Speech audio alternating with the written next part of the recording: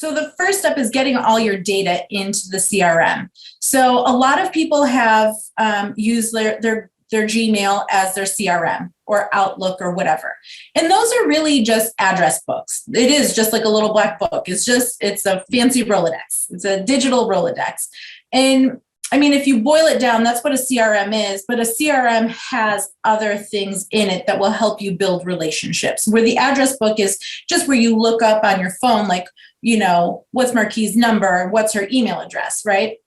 So your CRM should have a whole bunch of fields available for you to fill out and fill in. So then you know what's their spouse's name, what's their date of birth, what is their home sale anniversary. You just sold them a house, put that in there. I sold them this house, and maybe it's not their first house. Maybe they're investors. Maybe it's the second home. Maybe it's whatever.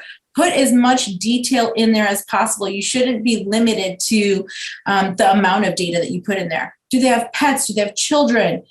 Get all of that information in there. And then the number one most important thing to do with that, once you have it in there, is segmenting your audience. That is something that is so necessary from day one, but is also something that you need to continue throughout your career, is segmenting your audience. Who are these people? What are their interests? What do they mean to you? Are they buyers? Are they sellers? Were they investors?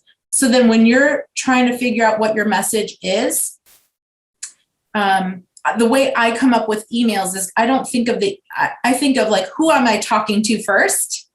And then I can come up with my message. I can't come up with my message without knowing who I'm saying it to.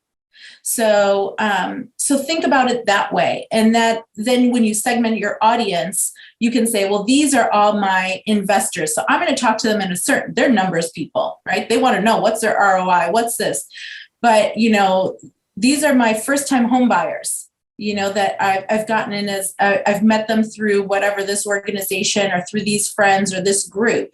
Well, you're going to talk to them a little bit different because you don't want to overwhelm them with ROI and everything else. You want to say, hey, I'm going to take it slow. I'm going to introduce you to loan officers. I'm going to, walk you through and guide you through the whole entire step of the way of a transaction, because that's what they're going to need, as opposed to somebody else that's an investor that does this all day long.